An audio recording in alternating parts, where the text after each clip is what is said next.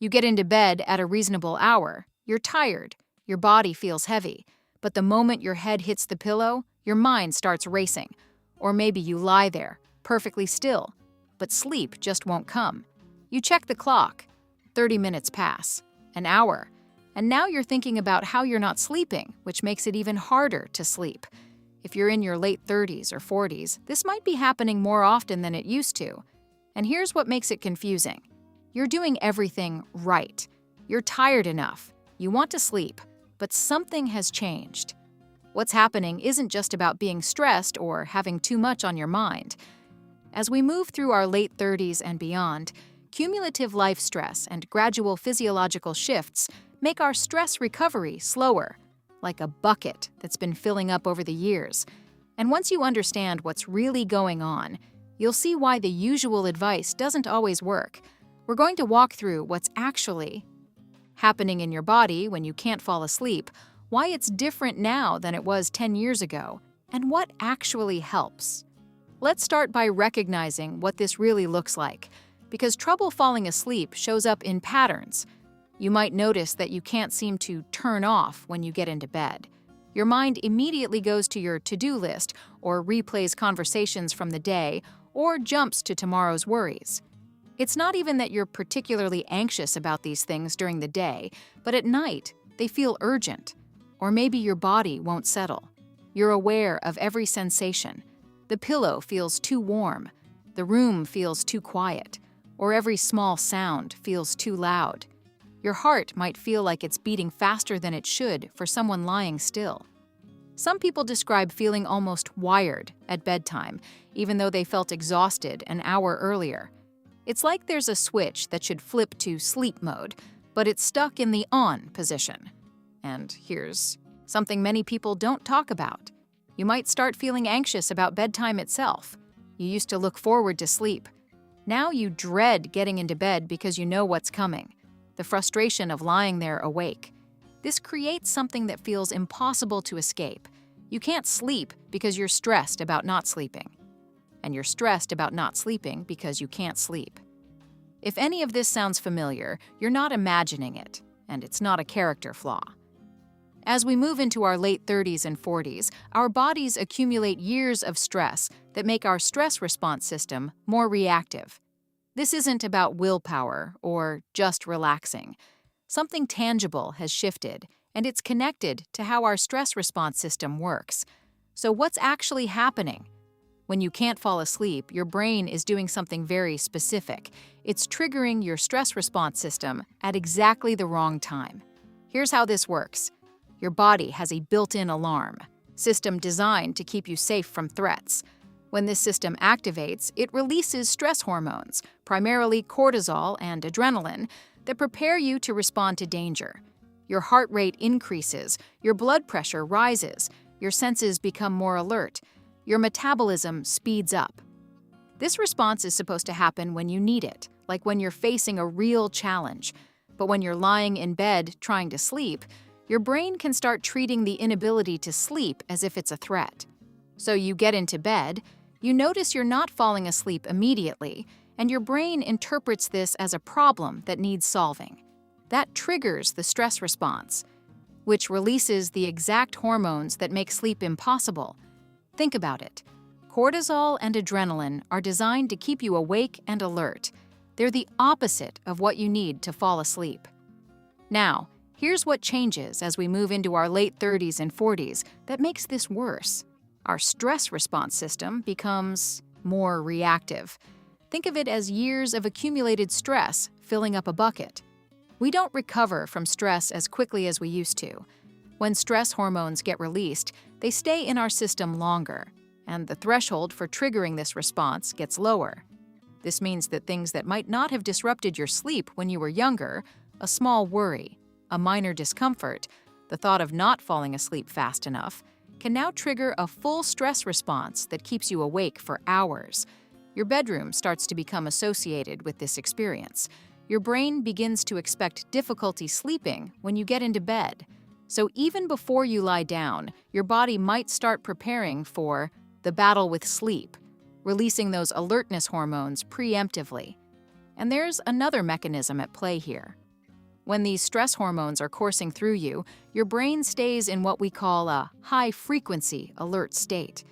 Think of it like a car idling at 5,000 revolutions per minute while parked. Engine is revving, loud, hot, working hard, but you're not actually going anywhere. That's what's happening in your brain when you're trying to sleep with adrenaline in your system. Your brain should be shifting down into low, slow-wave frequencies that allow for deep, restorative rest. But instead, it's stuck idling at high speed, unable to shift gears. It's working overtime in a state of hyperarousal, wearing itself out without actually resting. This is why you feel wired at night, but wake up exhausted and foggy. Your brain never actually shifted into the restorative state it needs. It spent the night idling at high speed instead of truly resting. This creates a frustrating loop. You're stressed because you can't sleep, and that very stress is what's keeping you awake. The racing thoughts, the physical tension, the heightened awareness of every sensation, the anxiety about sleep itself. These aren't separate problems. They're all manifestations of your stress response system, activating when it shouldn't. This isn't just a theory. Research into sleep disorders has mapped out this exact mechanism. Studies using brain imaging have shown that people with chronic sleep difficulties have elevated activity in the parts of the brain responsible for arousal and alertness, even when they're trying to sleep. Their stress response systems are measurably more active at night. Long-term observations indicate that this hyperarousal state, where the body is in a heightened state of alertness, is the primary feature distinguishing people who can't fall asleep from those who sleep normally. And research on stress hormones confirms that elevated nighttime cortisol directly interferes with the natural sleep-wake cycle. Your body has a circadian rhythm that's supposed to lower cortisol at night and raise it in the morning. But when your stress response system is overactive, this pattern gets disrupted. What's reassuring about this understanding is that it shows us this is a manageable physiological response, not a permanent condition or a personal failing. The connection between stress, anxiety, and sleep difficulty is so well established that treatments targeting the stress response have become the primary approach for addressing chronic sleep problems. The pattern is also common. Studies suggest that stress-related sleep difficulty affects a significant portion of adults, and the incidence increases with age. This makes sense given what we know about how stress recovery changes as we get older. This is not rare. This is not irreversible. And most importantly, once the pattern is understood, there are specific ways to interrupt it. So how do we actually break this cycle? The goal is to retrain your stress response system so it doesn't activate at bedtime. This happens through managing how your brain associates your bedroom and bedtime with stress versus relaxation. First action: break the association between your bed and stress. The master habit. This is the single most scientifically validated approach to retraining your stress response at bedtime. It's also the hardest to follow, but it's the foundation everything else builds on. Only use your bed for sleeping, not for working, scrolling on your phone, watching TV, or lying awake, worrying. Here's the gold standard. If you've been lying in bed for more than 20 to 30 minutes and you're not asleep, get up. Leave the bedroom.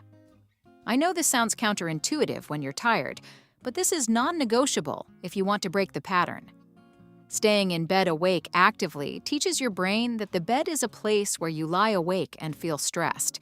You're reinforcing the exact association you need to eliminate. Instead, go to another room. Do something genuinely calming, reading something light, gentle stretching, or simply sitting quietly, not something stimulating. When you actually feel sleepy again, go back to bed. This is how you retrain your brain at the neurological level. Bed equals sleep, not bed equals frustration and arousal. This one practice, done consistently, is more powerful than any other sleep technique. Second action: create a true wind-down period. Your stress response system doesn't have an off switch, but it does have a gradual deactivation process. You need to give your body time to lower cortisol and adrenaline before you expect to fall asleep. Start your wind-down routine at least an hour before bed. During this time, avoid anything that could trigger alertness: bright screens, intense conversations, checking work emails, consuming news or social media, or doing anything that requires problem solving. This hour is about signaling safety to your nervous system. Dim the lights. This tells your brain that day is ending. Keep the temperature cool in your bedroom, around 65 to 68 degrees Fahrenheit, because a cooler environment supports the natural temperature drop your body needs for sleep. Develop a specific sequence of calming activities that you do every night. This becomes a ritual that signals to your body. The day is ending. It's time to transition to rest. Third action: manage the worry. Spiral. When your mind races at bedtime, it's often because your brain is trying to process or solve things at exactly the wrong time. Try this. Earlier in the evening, spend 10 to 15 minutes writing down everything on your mind: tasks, worries, things you need to remember, decisions you're working through. Get it all out of your head and onto paper. This practice serves two purposes. It gives those thoughts a place to go so your brain doesn't feel like it needs to hold on to them. And it sets a boundary. Worry time is earlier in the evening, not when you're trying to sleep. When thoughts pop up at bedtime, you can remind yourself, I already processed this. It's written down. I can think about it tomorrow. Fourth action: address physical tension. Sometimes the stress response shows up as physical tension rather than racing thoughts. Your jaw might be clenched, your shoulders tight, your breathing shallow. Before bed, try progressive muscle relaxation. Starting at your feet and moving up through your body, deliberately tense each muscle group for 5 seconds, then release. This helps discharge the physical activation that stress hormones create. Focus especially on releasing tension in your face, jaw, shoulders, and hands. These are places where we hold stress without realizing it. Fifth action: stabilize your sleep schedule. Your circadian rhythm, your internal clock, thrives on consistency. When you go to bed and wake up at wildly different times, you make it harder for your body to know when it should prepare for sleep. Choose a wake-up time that works for your life and stick to it every day, including weekends. Even if you had a bad night, resist the urge to sleep in for hours. This helps anchor your rhythm. Your bedtime can vary slightly, but your wake time should be consistent. Over time, this regularity helps your body start naturally feeling sleepy at the appropriate time. What to expect? These changes don't work instantly. Your stress response system has learned to activate at bedtime, and it takes time to unlearn that pattern. Give it at least 2 weeks of consistency before evaluating whether it's working. You might have some difficult nights during this retraining period. That's normal and doesn't mean it's not working. The goal is the overall trend, not perfect sleep every single night. The most important thing to remember is this: you're not fighting your body or forcing yourself to sleep.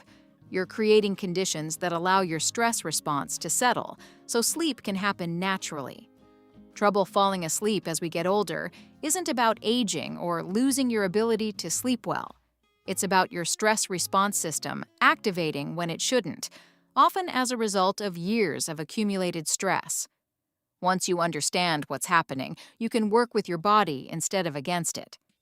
This isn't about perfect sleep hygiene or trying harder to relax. It's about retraining your nervous system's response to bedtime. The cycle can be broken. Most people see improvement within a few weeks when they consistently apply these approaches. And if sleep continues to be difficult after giving these strategies a genuine try, that's when it makes sense to talk with a doctor. Sometimes there are other factors at play: hormonal changes, medical conditions, or sleep disorders that need different approaches. But for many of us, understanding the stress-sleep connection and applying these specific strategies is enough to restore the ability to fall asleep naturally. Sleep should feel like a refuge, not a battle. And if you want a deeper, step-by-step way to understand and break this cycle, I've put everything together in my book, The Overloaded Brain. You'll find the link in the description.